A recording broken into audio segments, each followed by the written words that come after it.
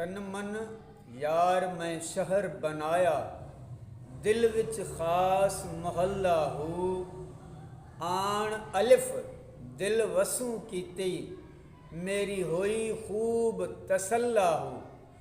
सब कुछ मैनू प्या सुनी वे, जो बोली मां सिवा अल्लाह हो।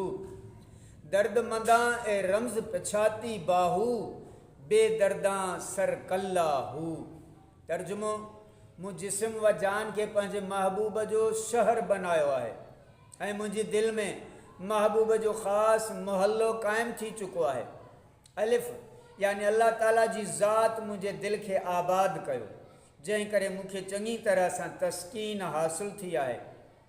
मूंखे काइनात जे समूरी गुफ़्तार ॿुधण में पई अचे ऐं काइनात जे किरदार जो अक्स पंहिंजे दिलि में पियो ॾिसां, छो त ज़ात हक़ीक़ी जो जलवो मुंहिंजे दिलि में वारिद थी चुको आहे ऐं समूरी काइनात जो ताल्लुक़ अल्लाह ताला जी ज़ात सां आहे।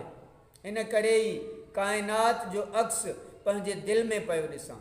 ऐं बाहू जिन खे मारिफत इलाही जो दर्द हासिलु आहे, उन्हनि त मारिफत जो राज़ सुञातो आहे, पर जिन खे इश्क जो दर्द हासिलु न आहे, तन खे सिर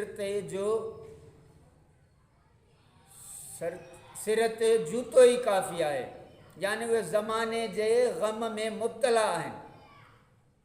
हाफ़िज़ शिराज़ी फरमाए थो, बा मुदई मुगोयद इसरार इश्को मस्ती, ता बेख़बर बेमेरद दर्द ख़ुद परस्ती। यानी कूड़ी दावा कंदड़ सां इश्को मस्ती जा राज़ न खोलियो त जीअं उहो बेख़बर ख़ुद परस्ती जे ग़म में ई मरी वञे।